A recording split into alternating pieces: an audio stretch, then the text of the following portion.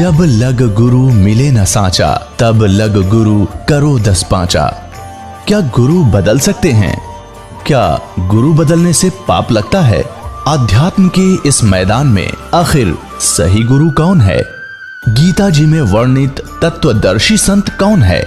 इन सभी प्रश्नों के उत्तर जानने के लिए अवश्य सुनिए जगत गुरु तत्वदर्शी संत रामपाल जी महाराज के मंगल प्रवचन। अपने आत्माओं जो टीवी चैनलों पर चल रहा है परमात्मा का ज्ञान, ये कोई हम कोण में बैठ के गीत नहीं गा रहे। विश्व स्तर के चैनल हैं और एक चैनल पर कहीं पर भी कोई छोटी सी कोई सूचना आ जाती है तो पूरे विश्व में फैल जाती है। और इसने 3-4 वर्ष हो गए परमात्मा के ज्ञान को चलते को, और कोई बोल के दिखाओ ज्ञान में, वो बकवाद तो करो कैसी, पर ज्ञान को कंडम करके दिखा दो एक भी पॉइंट परमात्मा के जो दास ने ज्ञान बताया। तो इससे सिद्ध है कि वो बुद्धिमान व्यक्ति है, संत कोई बालक नहीं है, उन सब ने देख लिया है। अरीब तो वो यहां रुके हुए हैं कि नंबर दे जितने नंबर है। एक पंडित जी था, काशी विद्यापीठ पर काया वो ब्राह्मण। एक राजा ने कोई हवन कराना था, अनुष्ठान कराना था, उसका न्योता दिया, उसको रोजाना 1 रुपया दान दक्षिणा दे देते। वो पाठ करने लग गया, 1 महीने का कराना था। अब उस विद्वान की पत्नी अपना, क्योंकि पैसा मिलन लगने के बाद यू काल फिर अलग से रंग दिखाता है, वह बढ़िया तो कपड़े पहने और गले में अपने बढ़िया जेवरात आभूषण बनवा लिए। तो पानी लेने के लिए, जल लेने के लिए कुएं पे इकट्ठी होया करती बहनें। तो ब्राह्मणों के कुएं अलग होते थे, अन्य जाति वालों के अलग अलग हुआ करते थे। तो सब ब्राह्मणी इकट्ठी होती तो वो पूछती कि ये नए नए आभूषण तू कैसे खरीद रही है? उसने बताया कि मेरा पति राजा के यहाँ कथा करने जाता है, मंत्र जाप करता, अनुष्ठान करता है, और राजा प्रतिदिन 1 चांदी का रुपया दक्षिणा देता है। तो उन जो पानी उसे वार्ता हुई थी जिस बहन से, ब्राह्मणी से, उसने अपने पति के कान ठे कि आप यहाँ पड़े रहते हो, वो फलानी का घरवाला वहां जाता है और पाठ करता है, 1 रुपया डेली दक्षिणा देते हैं, और भी पंडितों की आवश्यकता है। वो कह रही थी आप भी चले जाओ। तो पंडित जी कहने लगा मैं तो ऐसा देसी सा पंडित हूं, और वो पढ़का रहा काशी विद्यापीठ में, उसके बराबर में मेरी दुकान चलेगी नहीं। वह उसका सिर होगी, तू तो ऐसे बहाने में लाया करे हैं, तू धक्के खानता अंडा और जाते अच्छा माल मिला जाता नहीं। ज्यादा कहने से वो चला गया। और क्योंकि ऊपरली वे वेशभूषा तो ब्राह्मण की एक जैसी हो है, मंत्री से कहा जी मैं भी ब्राह्मण हूँ। कहा जब पंडित जी बैठो, उसका एक आसन लगा दिया और माला दे दी कि तू भी मोल दे, तो मंत्र के ले बैठ के। अब उन मंत्रों ने सुना कोई नहीं करता, वो पंडित अपने करते रहे, राजा लोग अपने मौज मस्ती कहीं घूमते रहो। अब वो तो बोला अपने संस्कृत के श्लोक, उन्हें तो याद थे, जो पहले वाला विद्वान पुरुष था। दूसरा था अनपढ़ मेरे जैसा, वो तो बोला मंत्र जैसे भूर भव स्वय, वो नको है, जो यू को है, जो यू को है, जो यू को है। अपना उसने भी 1 असरफी मिल गई सामने और 1 रुपया। मन में क्या, जो यूं को है, जो यूं को है। अगले दिन 2 दिन पीछे हुआ भी, फिर उसकी पत्नी भी लागी ऐसे हार श्रृंगार पैर के गई। वो तीसरी को पता लगा, उसने अपने पति को श्रृंगारा। वो कहने लगी, उसने भी यही प्रार्थना की कि वो तो विद्वान है, दूसरा भी मेरे से कुछ ज्यादा ही जानता है, पर मेरी बात बने नहीं। ज्यादा कहने से वो भी चला गया। अब वो जो विद्वान था वो तो अपने बोल ही रहा था, उसने उधर ध्यान नहीं उनका, ये क्या बोलना, ठीक है ब्राह्मणों के बोलते रहेंगे अपने मंत्र। तो तीसरा पहुंचा, उसका भी आसन लगा दिया। पहला अपना संस्कृत बोल रहा है श्लोक शुद्ध, दूसरा है, तीसरा न्यू गया कब तक नंबेगी, कब तक नंबेगी, कब तक नंबेगी, कब तक नंबेगी, कब तक नंबेगी, मारी बकवाद। तो उसको भी शाम को 1 रुपया मिल गया। उसकी पत्नी ने फिर ऐसे ही अपना रूप बदला। तो चौथे से भी फिर ऐसे ही बात हुई, चौथा भी शंकर का चला गया। उसका भी लगा दिया वहां पर आसन। अब पहले वाला तो बोलता है शुद्ध संस्कृत के श्लोक, दूसरा कहता है, तीसरा कहता कब तक नंबेगी कब तक नंबेगी, चौथा बोला नंबर दे जब तक नंबेगी। तई बताइए संत न्यो देख रहे हैं नंबर दे जब तक नंबेगी, पर यह भी नंबे को ना, ये बता तुमने ऑनलाइन रखूंगा जब तक, या तो सारी जनता नहीं जाग लेगी, या तुम खुद नहीं कह दोगे हमारी गाड़ी खराब होली। एक वक्त कह रहा था कि 2-3 प्रकार के यात्री होते हैं, जैसे कोई बस जा रही है और बस रुकेगी और साथ में दूसरी बस खड़ी होगी, तो बुद्धिमान तो तुरंत समझ जाते हैं गाड़ी में कोई गड़बड़ है भाई, या झटके बटके मार के चल है, उतर कर तुरंत दूसरी में चढ़ जाते हैं। ये तो फर्स्ट टाइप के बुद्धिमान है। दूसरे ऐसे होते हैं कि कंडक्टर नीचे बढ़ कर देखने लगेगा, वो समझ जाएगा कि ये तो गड़बड़ वाली, तो तब उतरेंगे। और तीसरी टाइप के इसे निकट्ठू होते हैं कि कंडक्टर ड्राइवर भी दूसरी बस में चढ़ लेंगे ना, कति कंडम कह यार बिगड़ दी भाई, बोला जब उतरा करे उस गाड़ी में। तो ऐसे जो बुद्धिमान व्यक्ति हैं दास के संकेत को समझकर छोड़कर भाग जाओगे उनकी खराब गाड़ियों को, जिसमें वो सफर करना चाह रहे हो, पंचर हो ही खड़ी, उनके टायर ने ट्यूब कुछ भी को ना, यानी कोई आधार ही नहीं है उनका गाड़ी का चलने का। राम नाम की गाड़ी जो बनाई बैठे हैं वो शास्त्र विरुद्ध साधक। और फिर शेष जब आओगे, जब उनके गुरुजी ने कह देंगे भाई सालो सचमुच हमारा तो हमारे पास ज्ञान नहीं था, वो भी बुद्धिमान व्यक्ति होता है जो नो कह दे भाई गाड़ी खराब हो रही या ठीक नहीं चल सकती और तुम अपनी व्यवस्था और कर लो।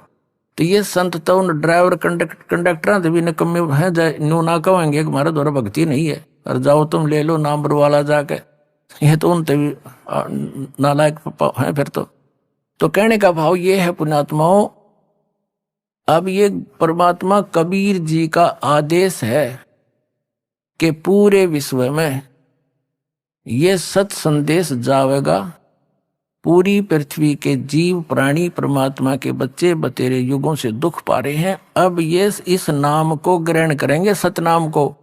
न इसकी छींट भी ना लगने दी थी परमात्मा ने, अरीब डंडोरा पिटवा दिया, अब बखेर रखा आपके ऊपर, वर्षा करवा दी सच्चे ज्ञान की, और सतनाम चौथे महीने मिल जाता है, और सार नाम भी अब आपको मिला प्राप्त हो रहा है, जिसको आज तक ये ऋषि महर्षि समझ भी नहीं सके। तो अब ये पूरे विश्व में जाएगा और सभी संतों को इस सत्य ज्ञान का लोहा मानना पड़ेगा, और उनकी भलाई है वो माने इस बात को, और अपना भी कल्याण करावें और उस परमात्मा के बच्चों को काल के उसमें भाड़ में ना झोंके। अब जो प्रसंग चल रहा था कि कबीर परमात्मा सतलोक में जिंदा महात्मा के रूप में लेकर के उस प्यारी आत्मा गरीबदास जी को लेकर पहुंचे।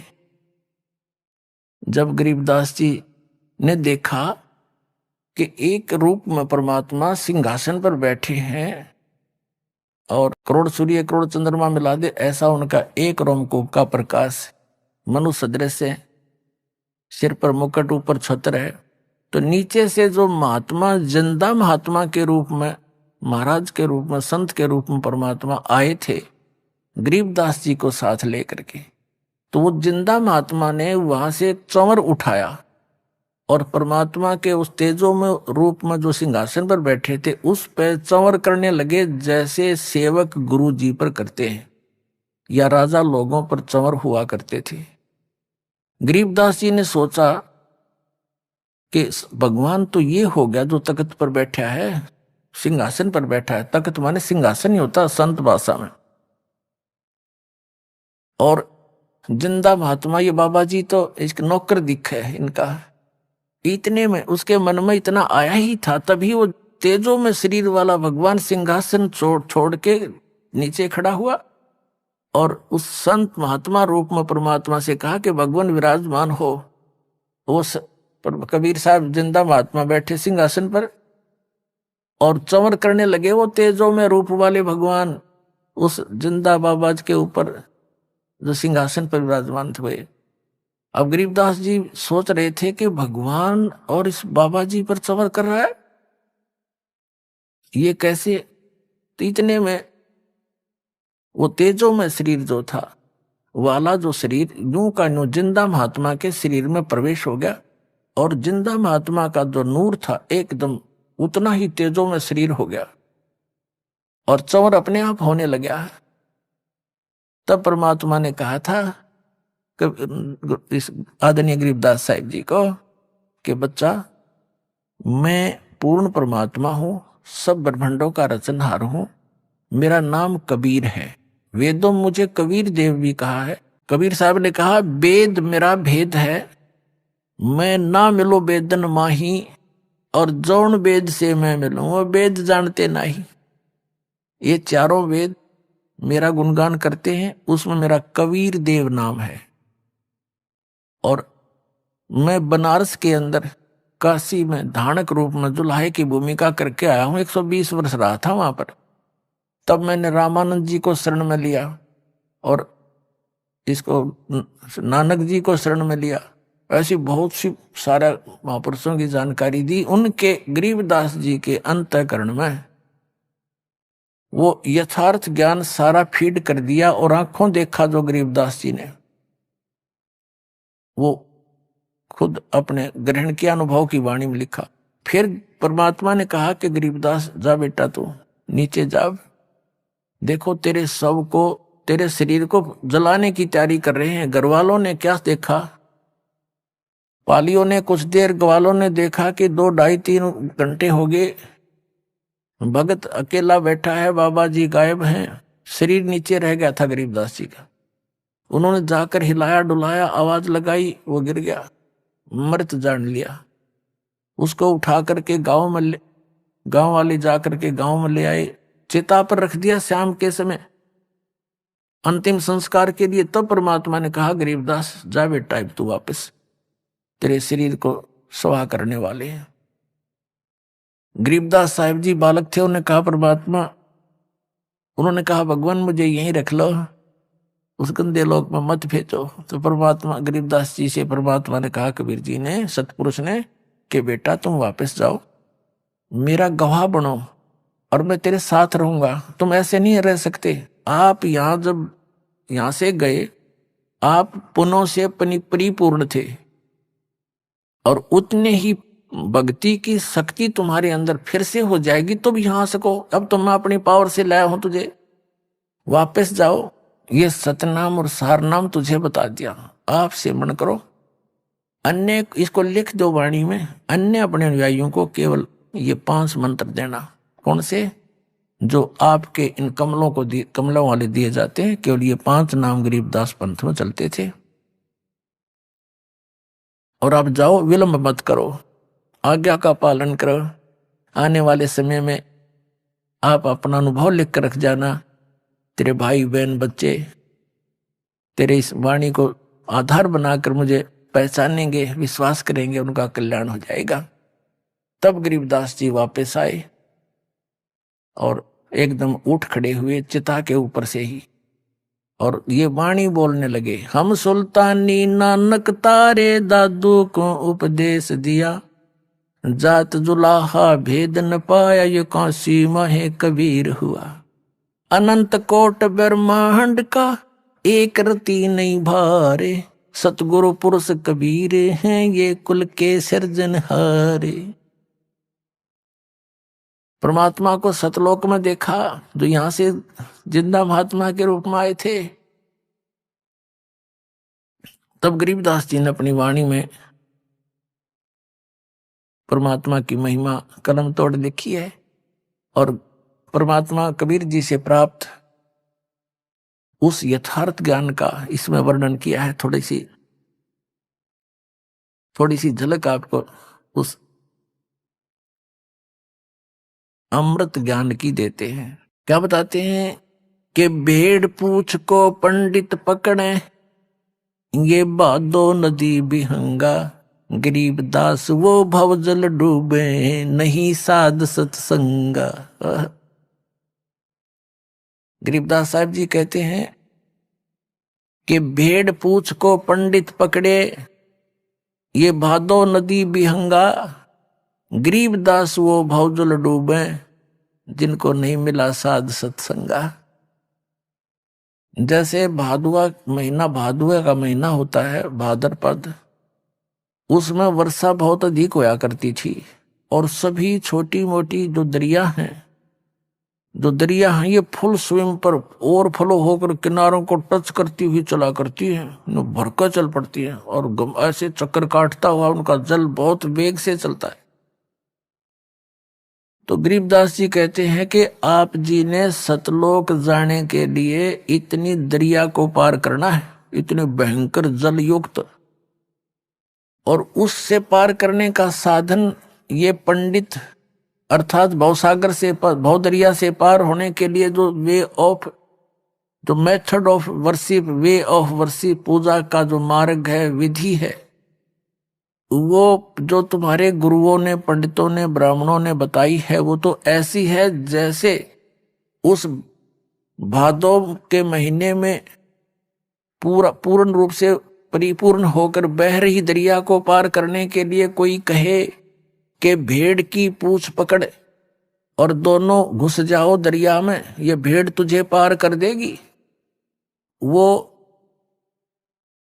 स्वस्थ विधि नहीं है, वो तो डुबोने वाली है। नौका, उसके लिए नौका चाहिए, अच्छा उसका खेवट चाहिए, ताकि वो भंवरों से बचा करके और दरिया से पार कर सके। तो वो पूर्ण संत की आवश्यकता है। राम नाम सही हो, सत भक्ति हो, वो नौका है राम नाम की। तो कहते हैं भेड़ पूंछ को पंडित पकड़े, ये भादो नदी बिहंगा, गरीब दास व भवजल डूबे, जिनको नहीं साध सत्संगा। फिर बताते हैं मन मान सरोवर गंगरे, जहां से बिछड़ा वहां मिलाऊं, तुम सुनो शब्द पर संग रे। मन मान सरोवर गंगरे, जहां का बिछड़ा तहां मिलाऊं, तुम सुनो शब्द पर संग रे। गरीबदास साहब जी कहते हैं कि मन, ये मान सरोवर गंगरे, सतलोक जो है वो असली स्थान है तेरा, और जहां से तू बिछुड़ा है तुझे वही मिला दूं। तू मेरे वचन सुन ले, मेरा ज्ञान सुनो। अपने आत्माओं, ये जो अधूरा ज्ञान हमें प्राप्त है, ये परमात्मा के विचार सुनने नहीं देता। जैसे एक बहन कह रही थी कि किसी परमात्मा की बेटी ने यहाँ से उपदेश प्राप्त, बहन ने अपनी सहेली से कहा कि इस समय टीवी पे हमारे गुरु जी का प्रोग्राम आता है, वो देखना। तो उसने अपनी सहेली के कहने से टीवी ऑन किया, और उस समय उसका दुर्भाग्य था और ज्ञान का अभाव। उसने क्या सुना कि 3 देव की जो करते भक्ति, उनकी कदे ना होवे मुक्ति। और ब्रह्मा विष्णु महेश की भक्ति से मोक्ष नहीं हो सकता। उसने ये शब्द सुन लिया जब वह टीवी बंद। 2-3 दिन पाछे उस बहन ने फिर पूछा कि आप सुनती हो क्या मैं हमारे गुरुजी का सत्संग? ने बोली कद्दे भी ना सुनूं। तो ऐसा गलत बात कहे हैं। क्या कहते हैं कि नो के ब्रह्मा 3 देव की जो करते भक्ति, उनकी कदी ना हो मुक्ति, मत कृष्ण जी की पुजारी न हो। तो पुण्यात्मा, तो यहां परमात्मा कह रहे हैं तुम हमारे शब्द का प्रसंग पूरा सुनो और फिर बात समझ में आएगी। तुम तो एक छोटी सी बात न सुन के बेदक जाते हो। गहराई से सुनो। क्यों कहा है इसने? इतने दिन हो गया, आज तक कोई कह के दिखा, आज से पहले कोई कह के दिखाता कि ये भक्ति ना करना सरेआम।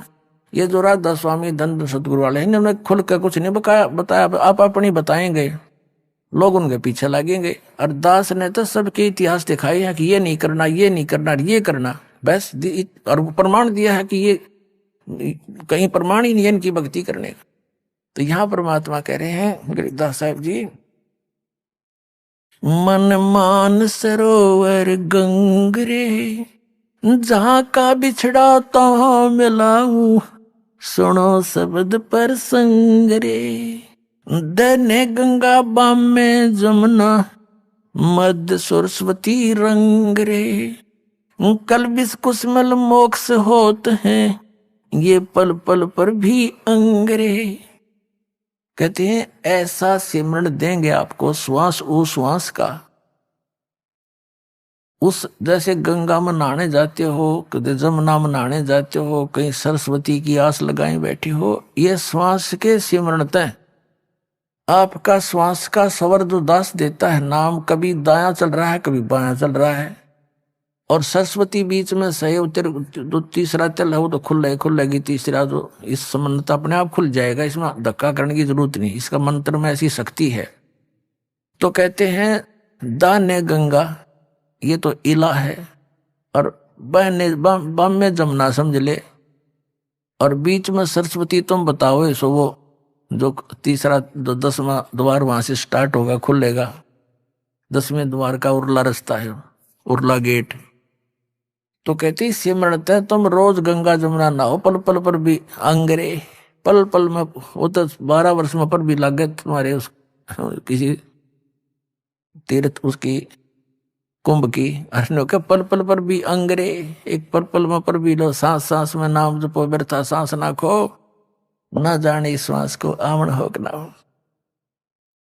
फिर कहते हैं कल बिस कुसमिल मोक्ष होते हैं पल पल पर भी अंगरे, सभी पाप प्रकार के घोर से घोर पाप भी सिमरत है तुम्हारे नाश हो जाएंगे। कल बिस कुसमिल पाप काशी करवत काहे लेत है, बिना भजन नहीं डंगरे, कोट ग्रंथ का यही अर्थ है करो साध सत्संग रे। क्या बताते हैं काशी करवत काहे लेत है, बनारस में जाके कहते क्यों अपनी गर्दन कटवाता है, पुण्यात्माओं इतना जबरदस्त जुगाड़ कर रखा था इन अज्ञानियों ने, और आत्मा उसी दिन से परमात्मा की चाह में भटक रही है। इसको जिसने भी कोई जैसा भी परमात्मा पाने की विधि बताई, कितना कठिन से कठिन है, इसने वो भी स्वीकार किया। एक बार काशी के ब्राह्मणों ने, नकलियों ने क्या ज्ञान देना शुरू किया कि जो काशी में मरता है, काशी शहर में शरीर छोड़ता है, वो सीधा स्वर्ग जाता है, और जो मगर मरता है उसकी मुक्ति नहीं होती, वो गधे की योनि में जाता है। परमात्मा कहा करते भाई भक्ति सत भक्ति करो, चाहे काशी में मरो और चाहे मगर में मरो, कहीं पर भी शरीर छोड़ोगे तुम उसी स्थान पर जाओगे जो सत साधना तुम कर रहे हो, ये भूल है तुम्हारी। पर वो नहीं मानना करते, विरोध किया। तो ये बातें ज्ञान सुनकर सभी बूढ़े बुजुर्गों ने कहा अपने बच्चों से कि बच्चों बेटा, विशेषकर ये बढ़िया लोग इन ब्राह्मणों से ज्यादा प्रभावित रहे हैं। तो उन्होंने कहना सुना उनके बुजुर्गों ने कि बच्चों हमने मरना तो है बेटा, और कहते हैं गुरुजी बता रहे हैं काशी में मृत्यु हो जाए तो स्वर्ग मिल जाएगा, हमारा उद्धार हो जाएगा। तो बच्चे भी सोचते हैं माता पिता का उद्धार होना चाहिए, तो वहां अपना कमरा लेकर बच्चों माता पिता के लिए वहां कोई नौकर नाकर छोड़ने लगे कि यहाँ विचार भी सुनते रहिए गुरुजियों के, और अंतिम समय है आप यही प्राण त्याग दियो। तो उन पंडितों ने सोचा कि भी यदि हम इनको अपने घर रख लें, प्रत्येक यजमान को एक एक गुरु 10-10, 5-5 हो जाएंगे, नाम रख लेंगे, तो सारा कुछ खर्चा भी हमें मिलेगा, वो पैसे भी मिलेंगे, किराया किराया भी हमें मिल जाएगा। इस उद्देश्य से उन्होंने अपने क्षेत्र के सभी बुजुर्गों को अपने ही घर पर रखने का आदेश दे दिया कि हम रख लेंगे, यहाँ रह जाए, खाना खा लेंगे, हम भी खाएंगे, ये भी खा लेंगे। उनको पता था कि श्रद्धालु पैसे देंगे ही देंगे, तो उन्होंने अपने पिताजी के खर्चे के भी पैसे गुरुजी को देने शुरू कर दिए। इस लालच में उनने वो आफत मोल ले ली। बूढ़ा और बुढ़िया थे दो ना घर में, तो पूरा परिवार उससे की देख रेख में लगा रहा करे, जब बीमार शिमार हो जाए, बुढ़ापे में जब बीमारी आप पे आ जाया करे बिना बुलाई, तो एक का दो बुढ़ा मुश्किल हो जाए संभालना, और उन्होंने तो 10-10 पाड़ लिए लालच में। फिर उन नकलिया ने केस स्कीम बनाई वो गुरुआ ने कि भैया तो बात बिगड़ गई, अब ये तो आने लग रहे हैं, पता नहीं 100 भी हो जाएंगे, या तो हम कैसे रोटी पवाएंगे रोज जिंदगी। उन्होंने क्या स्कीम बनाई, एक गंगा के किनारे काशी में एक ऐसा गुफासी बना ली ईंटों की ऐसे, और जमुना गंगा के कति किनारे पे पक्का घाट सा बना के, और उसके ऊपरले सिरे में जैसे नु बना दी, उसमें ऐसे क्रोध छुपा दिया ऊपर, और दूर से उसकी हैंडलिंग बना दी 100 फुट दूर बोझड़े बाजड़े में, रस्सा बांध दिया ऊपर ऊपर, एक नीचे से पुलिस ही बना करके। तो सब उन्हें फिर एक अफवाह फैला दी कि जो शीघ्र स्वर्ग जाना चाहता है उसके लिए परमात्मा की तरफ से एक क्रोध आता है। क्रोध जैसे आपने देखा होगा लकड़ चीरन के आरी सी हुआ करो, लंबा, बहुत लंबा होता है, दो तरफ से पकड़ के चलाते हैं उसको ऐसे ऐसे। वो क्रोध आता है, जो उससे गर्दन कटवा लेगा उसको शीघ्र मोक्ष प्राप्त हो जाए, स्वर्ग प्राप्ति हो जाए। अब बूढ़े क्योंकि ज्ञान सुन सुन के भगवान की आत्मा जाग तो जाती ही है कि मृत्यु तो होनी है, और फिर उनसे पूछा करते क्या पंडित जी गुरुजी कोई दर्द होता है क्या? नहीं नहीं, भगवान के क्रोध में दर्द कैसा, पता भी नहीं लगता है। तो उन्हें सोची रही सी तो बात है कोई ना, भगवान का क्रोध आवे। तो अब क्या किया, उसकी फीस रख दी, भाई 10 रुपए का पुण्यदान करना पड़ेगा जब वो क्रोध आवेगा। तो सबकी 10-10 रुपए फिक्स रखती। हकीन कहते टिकट कट जाएगी, थारा पीछा छूटेगा और पैसे भी मिल जाएंगे। इस उद्देश्य से उन्होंने क्रोध का वो हत्था जोड़ दिया, मानस काटने का, मनुष्य काटने का कसाई वाड़ा शुरू कर दिया, और श्रद्धालुओं ने वो भी स्वीकार कर दिया। कति इतनी जबरदस्त श्रद्धा बन गई। अब जिसका दर्द हो है उसका आसपास तक को रहने नहीं दे, वो दर्द होने का समय नहीं मिला एकदम कड़क दे कर दे, जो कर कसाई बकरे का अटैक रहे वो बताते रहे आके मेरा दर्द होया कि ना होया। तो कहने का भाव ये है कि हमने वो भी स्वीकार कर लिया। तो यहां कहते हैं कि काशी करवत काहे ले ही, बिना भजन नहीं ढंग रे, कोट ग्रंथ का यही अर्थ है, करो साध सत्संग रे। करोड़ ग्रंथों का एक अर्थ है कि बस जैसे साध सत्संग करो, संत का संग करो, सत्संग सुनो। जैसे पवित्र श्रीमद् भगवद गीता अध्याय नंबर 4 के श्लोक नंबर 32 में कहा है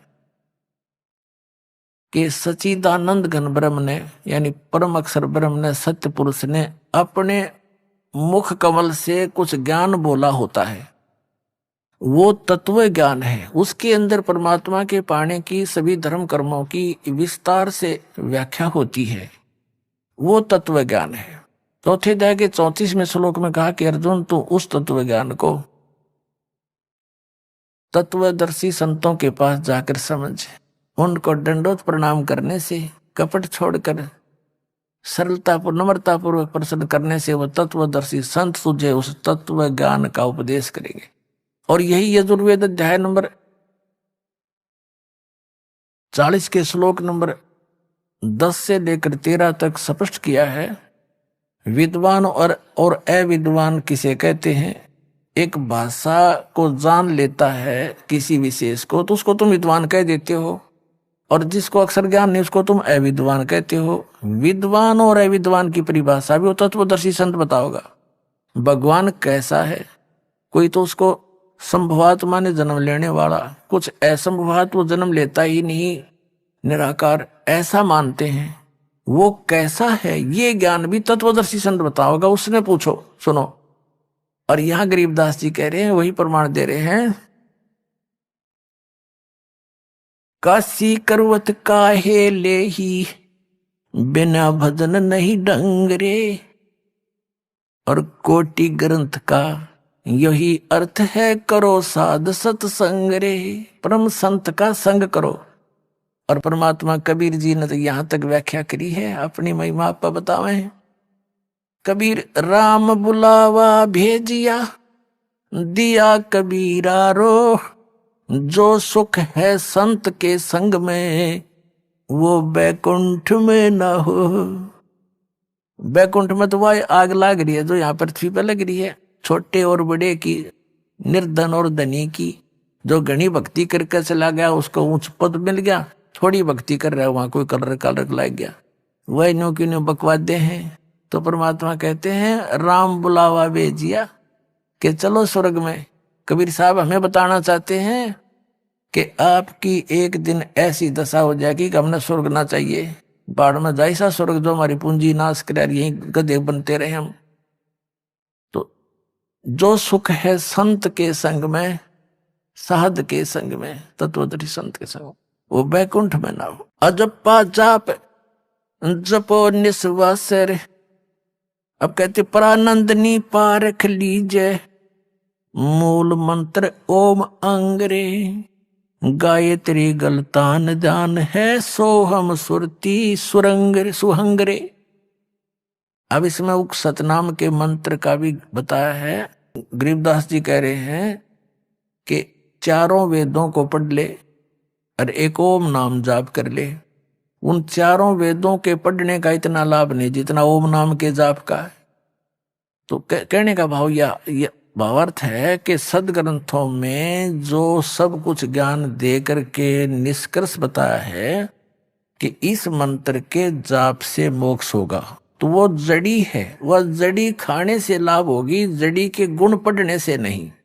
गुणों को पढ़ने से तो ज्ञान होगा कि इसमें ये लाभ है, ये यही एक जड़ी है, इतना। तो फिर कहते हैं रग यदुसाम ये अथर्व भाखें, अर्ता में नाम मूल नहीं राखें। ये पंडित जी कहते हैं, ब्राह्मण गुरु आचार्य शंकराचार्य ऋषि में ऋषि चारों वेदों को तो घोट लेते हैं, कंठस्थ याद कर लेते हैं, और उसमें जो विशेष वस्तु है मंत्र दो जाप करने का, उसको मूल नहीं रखते, उसको आधार नहीं मानते। रग यदुसाम अथर्व भाखें, उनको तो बोलते रहते हैं चारों वेदों को, और जा में मूल नाम नहीं रखें, मंत्र को आधार नहीं मानते वो लोग। जैसे हमारे को मूर्ख बना रखा था इन्होंने, ब्रह्म गायत्री, एक गायत्री मंत्र दे रखा था, गायत्री मंत्र, और वो यजुर्वेद अध्याय नंबर 36 का मंत्र नंबर 3 है, एक श्लोक है, और उसका आगे ओम ही न खुद ला दिया। यह भी गलती कर रखी है, क्योंकि भगवान कोई बालक थोड़ा ही है, उसने कसर छोड़ दी ओम लाने की। जब ज्ञान भगवान ने दे रखा है, ये मानते वेदों का ज्ञान भगवान ने दिया, परमात्मा, तो परमात्मा ने जो अक्षर लिख दिया उसमें एडिशन और घटाने की जरूरत नहीं, आवश्यकता नहीं। वो मूर्ख है उसमें कोई और कोई ऐड करे या उसमें तो काटे पीटे। जैसे एक पिस्टन बना रखा है कंपनी ने, मोटरसाइकिल कार गाड़ी जो भी जिसका, और उसको एज इट इज ही फिट करना बुद्धिमता है, उसमें कोई और नट वेल्ड करके छोटा मोटा, और कोई ने होगा देखा भी ज्यादा वर्केबल हो गया, उसने तो नाश कर दिया। वो तो मूर्ख आदमी है, उसका उधर बैठा दिया, ओके तो फिट नहीं हो सकता। तो परमात्मा का की महिमा है वेद, और ओम नाम है ब्रह्म का, और महिमा है परम अक्षर ब्रह्म की। अब प्रधानमंत्री का आगे और कोई मंत्री लिख के भेज दे, मंत्री जी, मुख्यमंत्री जी, पहले तो वो एप्लीकेशन स्वीकार नहीं हो, वापस भेज देंगे, ये तो मुख्यमंत्री का जाएगा, भेजो इसको। तो प्रधानमंत्री का आगे मुख्यमंत्री लिखने में तो सारा काम बिगाड़ दिया तुमने। अगर मूर्ख से ये बिना पता मैं प्रधानमंत्री हूं या मुख्यमंत्री। वो एक गायत्री जाप बताया करते हैं, वेद का एक मंत्र, इसको 1 लाख बार जाप कर लो। पुण्यात्मा अकल का टोटा था, यो हमारे अंदर ज्ञान नहीं था, इसे वह हमने गुरु मिले थे। अब जैसे वेदों में परमात्मा की महिमा है उनके मंत्रों में, जैसे बिजली है और बिजली के गुण लिख रखे हैं किसी कागज पे, या पंखा चलाती है, ट्यूबवेल चलाती है, दूध रिड़क देती है, दूध बिलो देती है, और जो है अंधेरे को उजाले में बदल देती है। तो ये गुण है, ये बिजली के गुण हैं। और उसकी कोई चौपाई बना ले, उसका कोई दोहा बना ले या कविता बना ले उसकी, और उसने गाए जा कि 1 लाख बार पढ़ लो इसने, पर तू पंखा चलाती है, तू दूध भी रड़क देती है, नीचे से जल निकाल देती है, अंधेरे को उजाले में बदल देती है, मंड्याए रहे, 1 लाख बार पढ़ ले और कनेक्शन ले वह नहीं। वो तो ज्ञान कराता है, वो गुणों की जो बुक है कि बिजली में ये गुण है, और वो गुण प्राप्त होंगे तो उस समय जब आप कनेक्शन ले लोगे। अब कनेक्शन लेने के बाद वो गुण तो याद रखने पड़ेंगे कि ये पंखा इस बटन से चलेगा और मोटर इससे चलेगी, पानी हैंड पंप वाली, और एसी इस तो चलेगा और भाई कूलर इस तो चलेगा, वो गुण तो याद रखने पड़ेंगे, लेकिन कनेक्शन बिना लाभ मिले को नहीं। तो पुण्यात्माओं, जो गायत्री मंत्र है यो तो एक मंत्र है, एक श्लोक है, इसमें तो 18,000 के आसपास मंत्र है, तीन चारों वेदों के। तो वो एक के पढ़ने से क्या होगा, वो तो ज्ञान तो है भगवान का, लेकिन वो लाभ मिलेंगे इस दास के पास है वो कनेक्शन, ये लाइनमैन है उस परमात्मा का, यो देगा अपना वो कनेक्शन।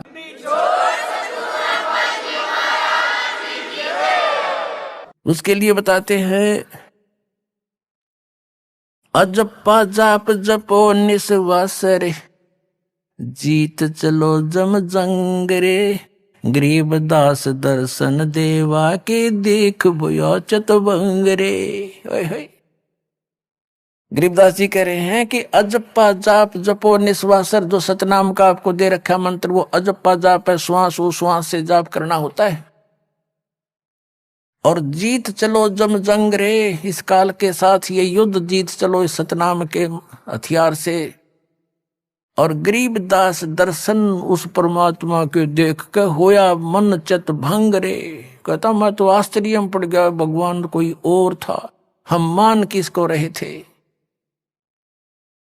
तो पुण्यात्माओं, इसमें कहा कि मन मान सरोवर गंगरे, जहां का बिछड़ा तहां मिलाऊं, पल पल पर सुनो शब्द पर संगरे। तो आज का जो सत्संग प्रारंभ हुआ था, आज जो सत्संग प्रारंभ हुआ था कि आप इस नमक की मार्केट के बोरों में, बोरियों में, और उस बूरा की मंडी को छोड़कर आ गए नमक के मंडी में। यहां आप बूरा का जो है टेस्ट खोज रहे हो, ये उसी मार्केट में ले चलूंगा आपको, जहां पर वो टेस्ट आपको प्राप्त होगा, वो सर्व सुख प्राप्त होगा। इस दास के पास वो ओरिजिनल साधना है, इसको ग्रहण करो, अपना कल्याण कराओ। सत साहिब, सत साहिब।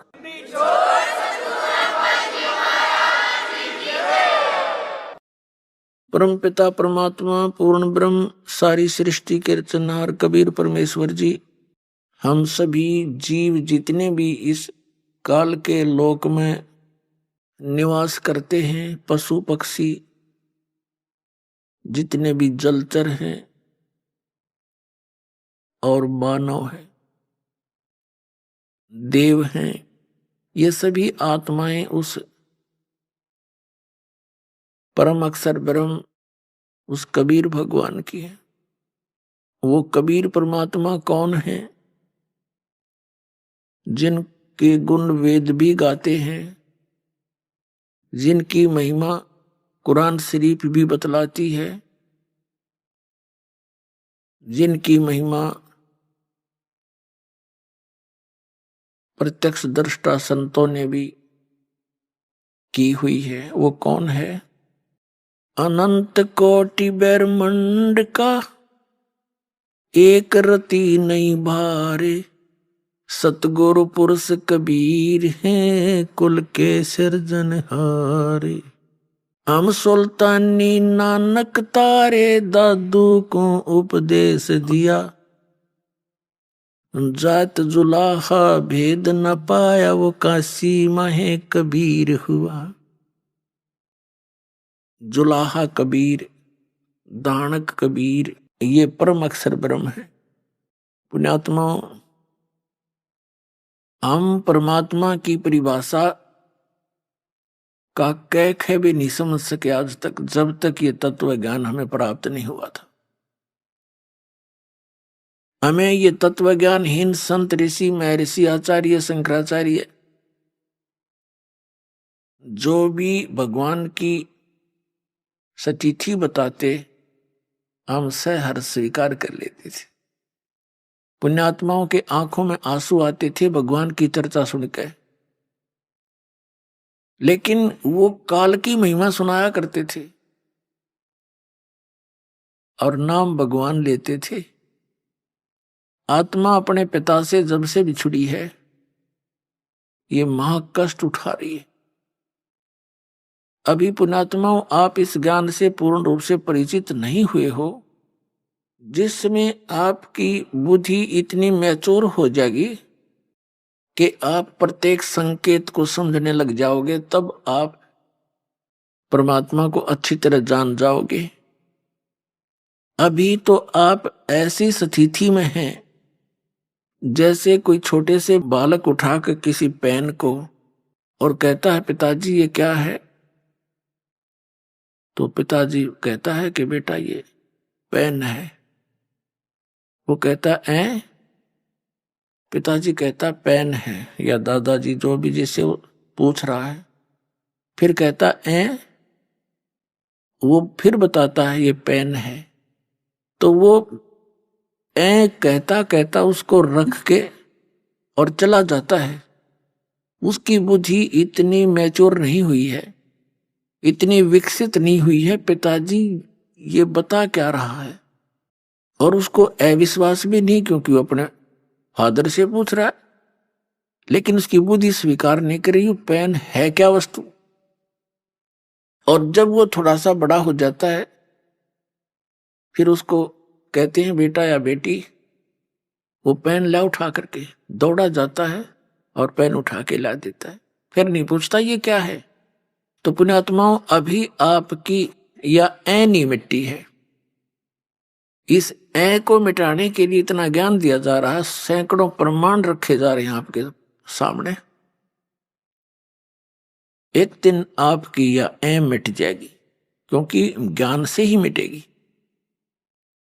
वो क्या है, जैसे हम कहते हैं परमात्मा कबीर साहब है, आप सभी स्वीकार करते हो क्योंकि प्रमाण गणे दे दिए। फिर हम बताते हैं कि ये लोक यहां रहने का नहीं है, और ये परिवार जिसको आप मानते हो आपका नहीं है। ये परमात्मा के बच्चे आपके संस्कारवश जुड़े हुए हैं। और जो संपत्ति, जो घर मकान कोठी बंगले तुम बनाए बैठे हो, ये आपके नहीं है। लेकिन आप अस्वीकार भी नहीं करते। दास बोल रहा है क्योंकि आप मेरे शब्द के बच्चे हो, जिसे नाद के कहते हैं। और आपको ये अविश्वास भी नहीं है कि गुरुजी गलत कह रहे हैं, लेकिन यह बात आपकी स्थिति में है अभी तक। तो एक समय ऐसा आएगा, आपको ये अपने नहीं भगवान के संपत्ति दिखाई देगी, भगवान के ही ये सब जीव दिखाई देंगे। फिर आपकी भक्ति भी दृढ़ बनेगी और आप निश्चिंत भी होगे, क्योंकि मालिक ने प्रत्येक की चिंता है। नौकर का जितना काम होता है नौकर उतना ही कर सकता है। उन बच्चों को जो उस मालिक ने देना है वो नौकर को दे देता है कि आप इनको ऐसे ऐसे सुविधाएं प्राप्त कराओ, तो वो नौकर का उतना ही काम है, वो करवा दे।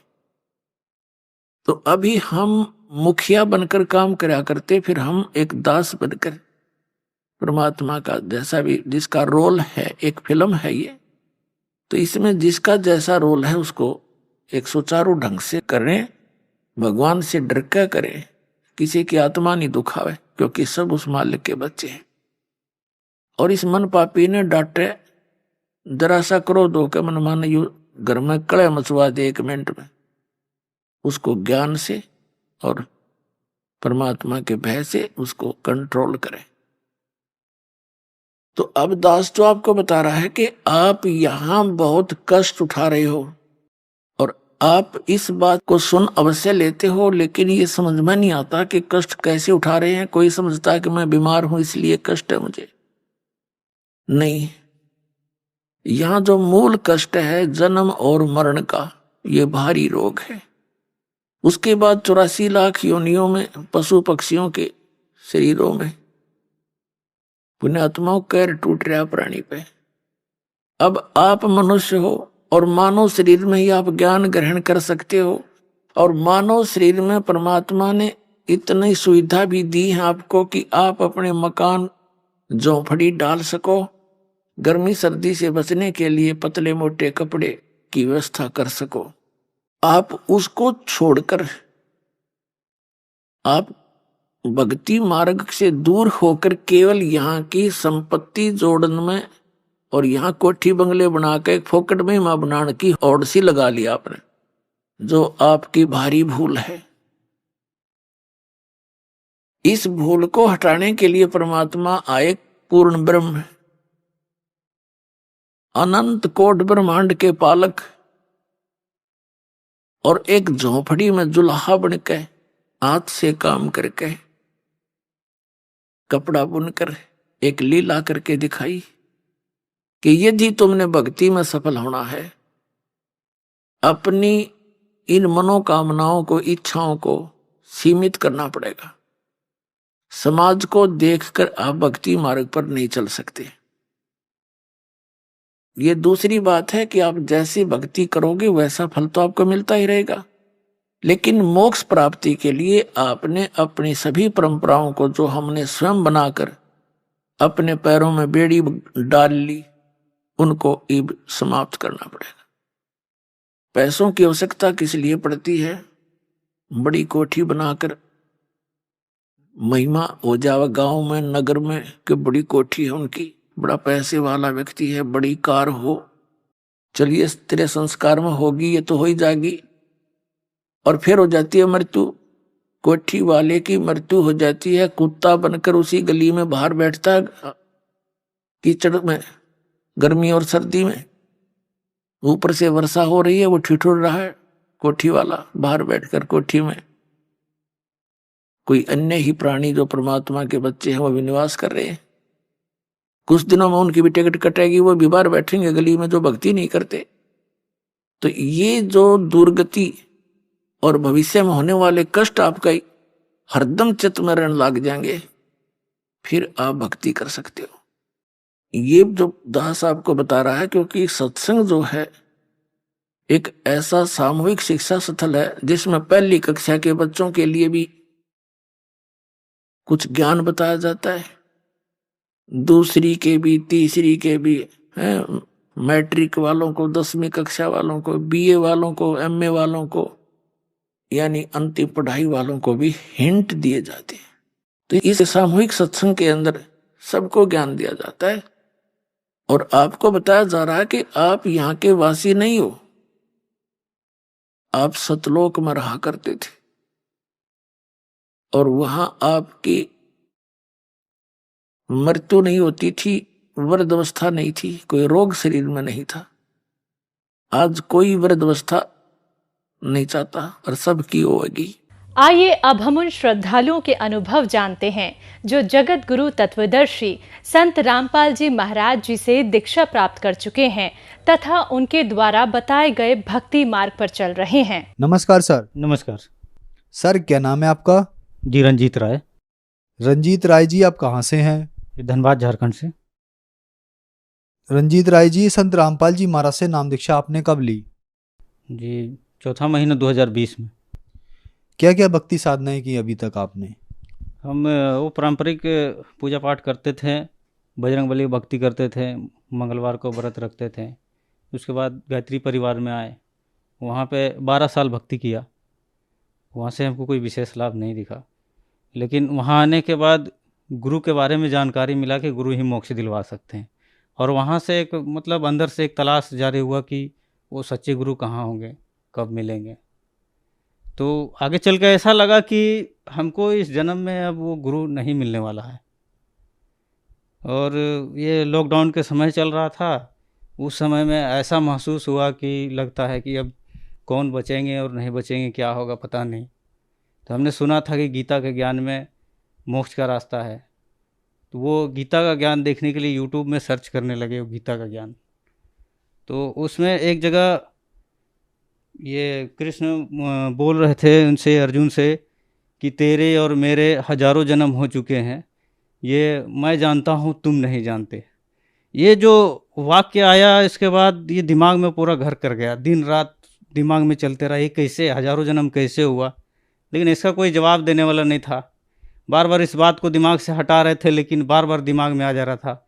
सोते बैठते एकदम चैन नहीं था। उसके कुछ दिन के बाद, 2-4 दिन के बाद, एक गुरुजी का एक वीडियो आया संत रामपाल जी महाराज के बारे में कि वो ऐसा संत आ चुके हैं जिसके बारे में हजारों भविष्यवाणी पहले से था।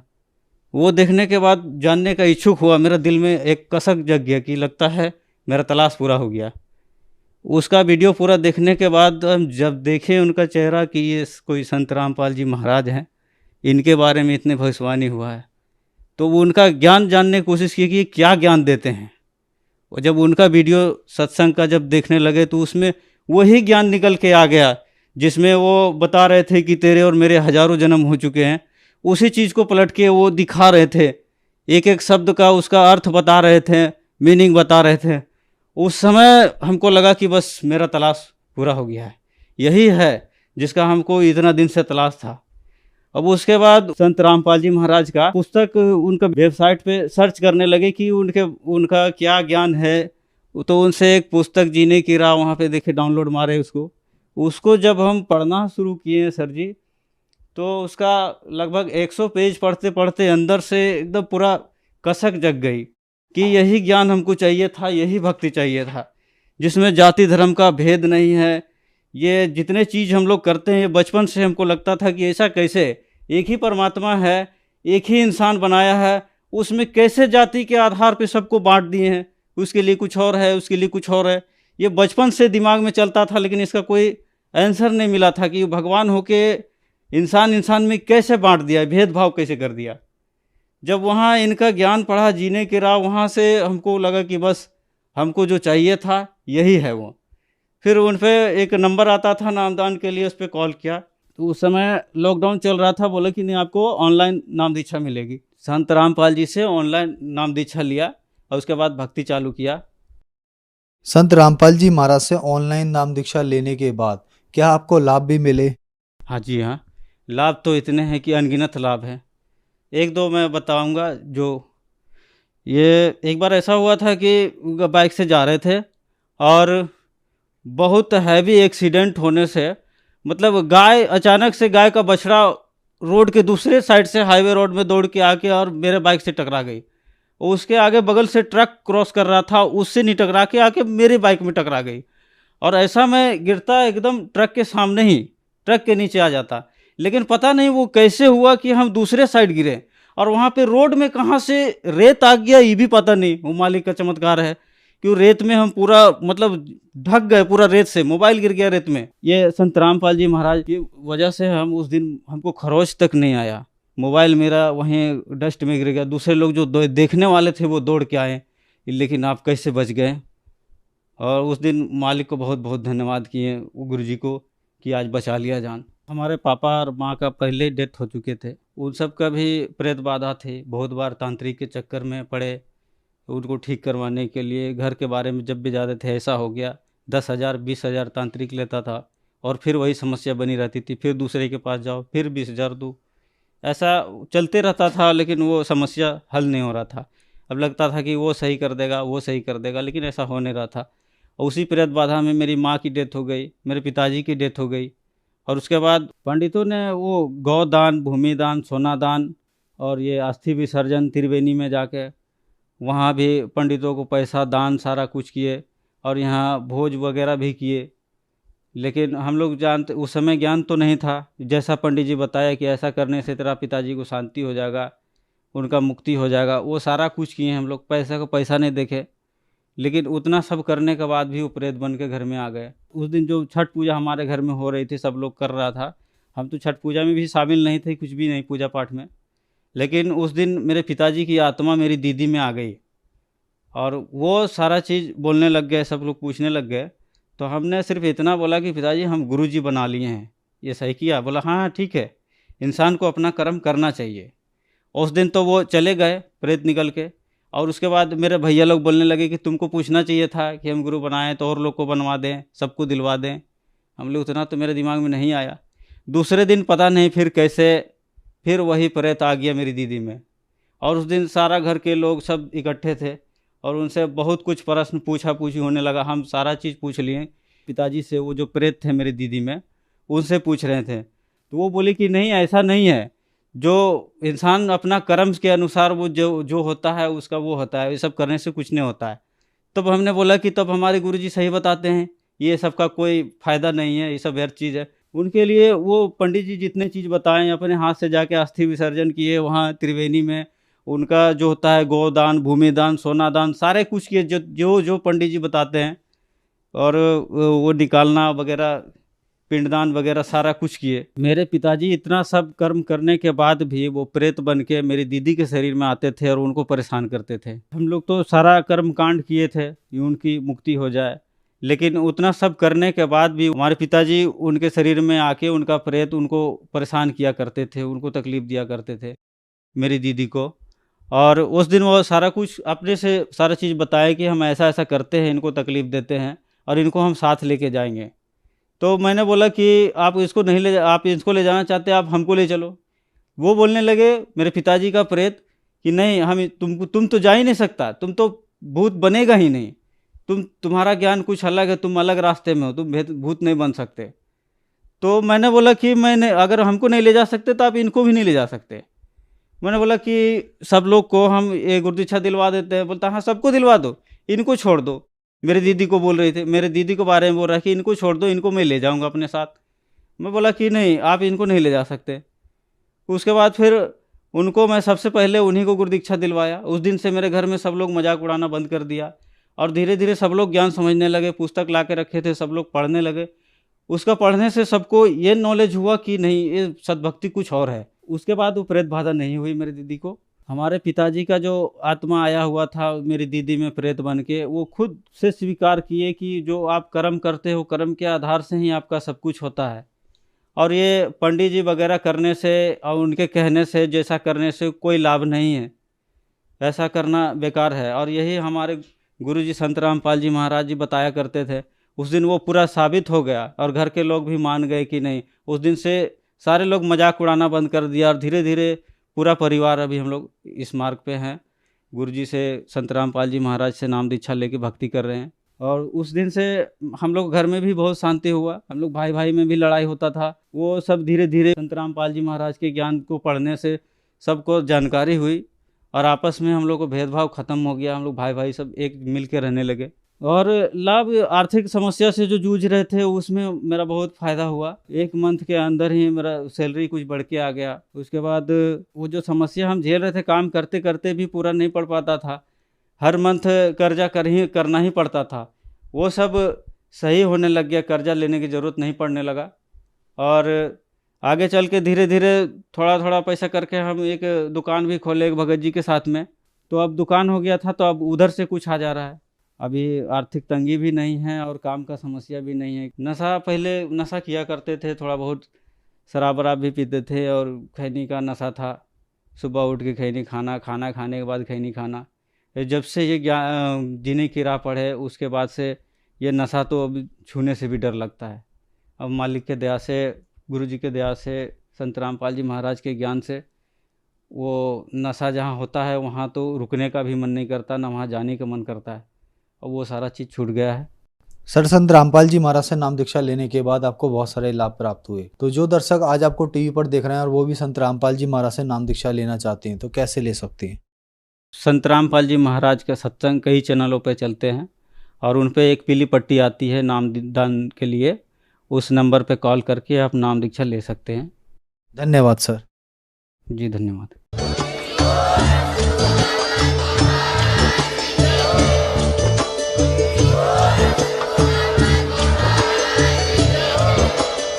आप सुन रहे थे जगत गुरु तत्वदर्शी संत रामपाल जी महाराज जी के मंगल प्रवचन। अधिक जानकारी के लिए विजिट कीजिए हमारी वेबसाइट www.jagatgururampalji.org। संत रामपाल जी महाराज जी के शुभ आशीर्वाद से पूरे विश्व भर में 500 से भी ज्यादा नाम दीक्षा केंद्र हैं, जिन पर संत रामपाल जी महाराज जी द्वारा ऑनलाइन निःशुल्क नाम दीक्षा दी जा रही है। अपने नजदीकी नाम दीक्षा केंद्र का पता करने के लिए संपर्क करें 8222880541।